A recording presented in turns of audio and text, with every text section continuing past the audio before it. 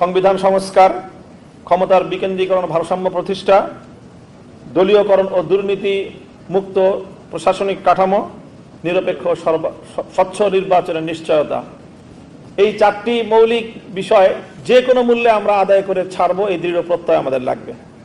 এটা শুধু নাহিদ ইসলাম এলাকার কথা নয়, এটা আমাদের সবার কথা। স্পষ্ট বার্তা বিএনপির প্রতি, যে সংবিধান সংস্কার না করেন আমরা সংবিধান আবার পুনর্লেখন করব ইনশাআল্লাহ।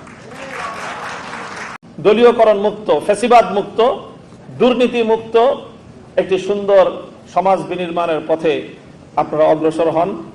এতে আপনাদের মঙ্গল হবে এবং কল্যাণ হবে। আর না হলে এর পরের যে বিপ্লবটা হবে, সেই বিপ্লবের মধ্য দিয়ে বিএনপি ইতিহাসের আস্থা করে নিক্ষিপ্ত হয়ে যাবে। আমরা সরকারের কাছ থেকে চারটি বিষয় চাই। প্রথম হলো যে আমরা সংবিধানের সংস্কার চাই, কোনো যদি কিন্তু ছাড়া। অন্যথায় আমাদের বিরোধী দলীয় চিফ হুইপের ভাষায়, আজকের সভাপতির ভাষায়, তাহলে আমরাও আবার সেই সংবিধান পুনর্লিখন, নতুন করে রচনা করার পথে হাঁটব। আমরা দ্বিতীয় যে আমাদের বাংলাদেশের মানুষের যে অভিপ্রায়, বিপ্লবের যে অভিপ্রায়, সেটা হলো আমরা ক্ষমতার বিকেন্দ্রীকরণ চাই এবং আমরা ক্ষমতার মধ্যে একটা ভারসাম্য চাই। এই ক্ষমতার বিকেন্দ্রীকরণ এবং ভারসাম্য আনয়নের জন্যই প্রধানমন্ত্রীর হাত থেকে প্রায় 5টা গুরুত্বপূর্ণ নিয়োগের দায়িত্ব রাষ্ট্রপতির হাতে ন্যস্ত করার প্রস্তাবনা করা হয়েছে, জুলাই সনদের মধ্যে অন্তর্ভুক্ত করা হয়েছে। মানবাধিকার, তথ্য আইন এই কমিশনগুলোর এবং বাংলাদেশ ব্যাংকের ও এনার্জি রেগুলেটরি কমিশনের এই জায়গাগুলোতে রাষ্ট্রপতির হাতে নিয়োগের দায়িত্ব অর্পণ করা হয়েছে। তৃতীয় হলো আমরা রাষ্ট্রের মধ্যে দলীয়করণ এবং দুর্নীতিমুক্ত প্রশাসনিক কাঠামো চাই। কাজে এখানে পিএসসি, দুদক এবং মহাহিসাব রক্ষক সহ এই জাতীয় গুরুত্বপূর্ণ জায়গাগুলোতে নিয়োগের যেই ব্যবস্থা বা নিয়োগের যেই সিস্টেম, সেটা বাছাই কমিটির মাধ্যমে এই নিয়োগগুলোর ব্যবস্থা করতে হবে।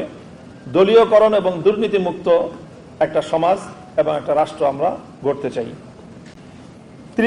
চতুর্থ হলো আমাদের নিরপেক্ষ এবং স্বচ্ছ একটা নির্বাচন চাই।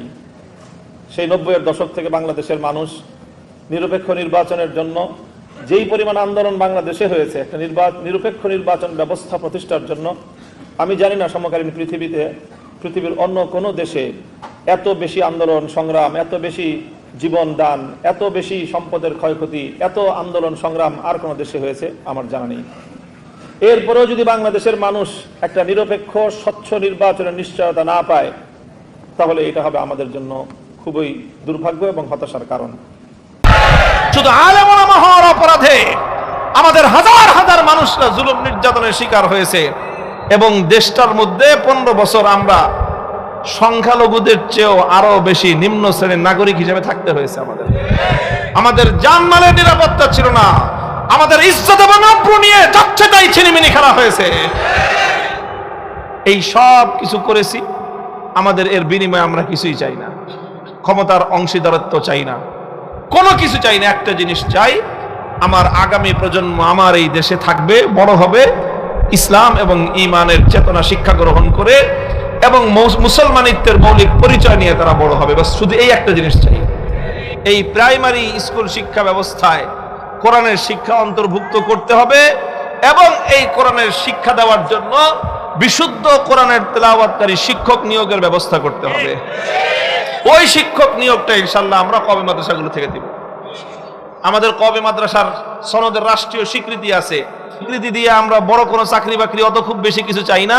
আমাদের প্রথম ডিমান্ড হলো আমাদের আগামীর প্রজন্ম, আমাদের সোনামণি ছোট ছোট কচিকাচাদেরকে প্রাইমারি স্কুল থেকে যেন আমরা কওমি মাদ্রাসা থেকে শিক্ষক সরবরাহ করব, তাদের মাধ্যমে প্রত্যেকটা প্রাইমারি স্কুলে কোরআনে কারীমের বিশুদ্ধ তেলাওয়াতের ক্লাস হবে, আসর জমবে।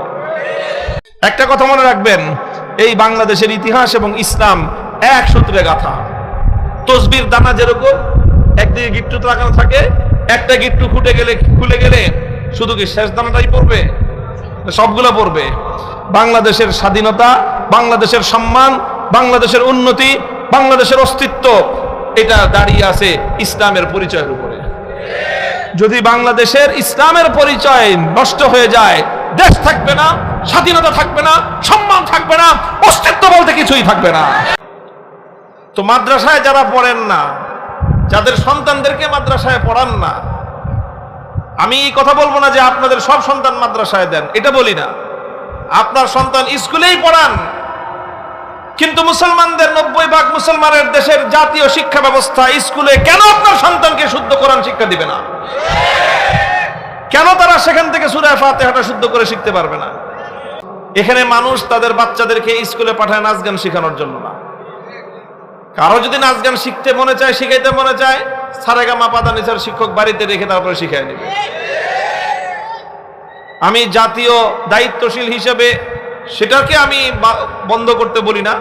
তোমার যার যার এই সমস্ত রুচি আছে তুমি তোমার বাড়িতে করো, কিন্তু জাতীয় শিক্ষা ব্যবস্থায় তো সেটাই করতে হবে যেটা সবার প্রয়োজন। বলেন, আপনারা কি কেউ চান? কয়জনে চায় বাংলাদেশের যে তাদের সন্তান, তাদের ছেলে আর মেয়ে নাচানাচি শিখুক? কয়জন লোক চায়?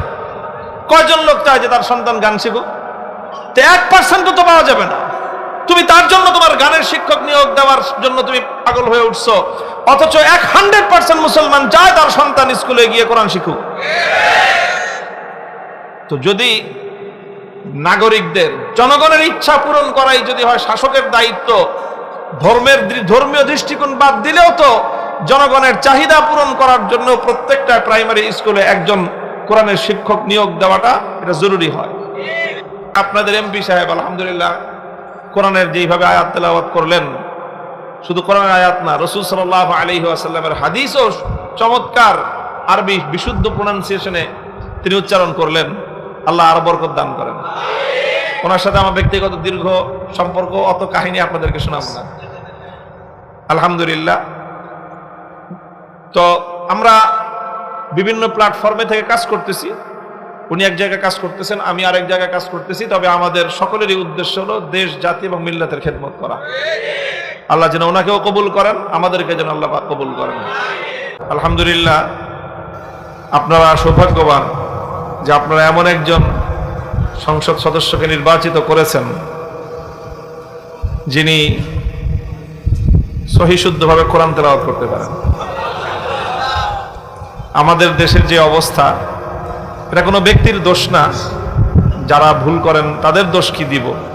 এটা হলো আমাদের জাতীয় শিক্ষা ব্যবস্থার ত্রুটি, যে আমাদের এমপি, মন্ত্রী অথবা গণ্যমান্য ব্যক্তিবর্গ যারাই আছেন, তারা যে কোনো মঞ্চে দাঁড়িয়ে কোরআনে কারিমের 1-2টা আয়াত তেলাওয়াত করলে আমাদের বাচ্চাদের মুখ চেপে ধরে রাখতে খুব কষ্ট হয় আমাদের।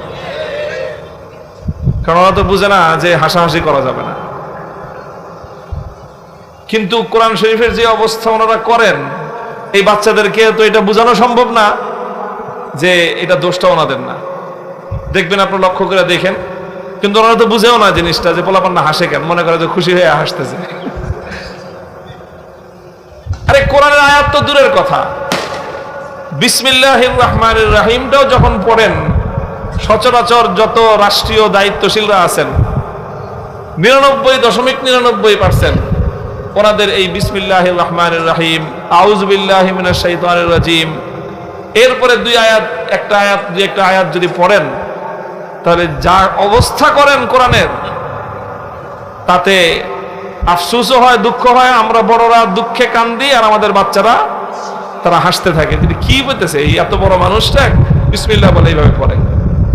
এই অবস্থা হয় কিনা? তো আসলে মূলত এর ত্রুটিটা কোথায়?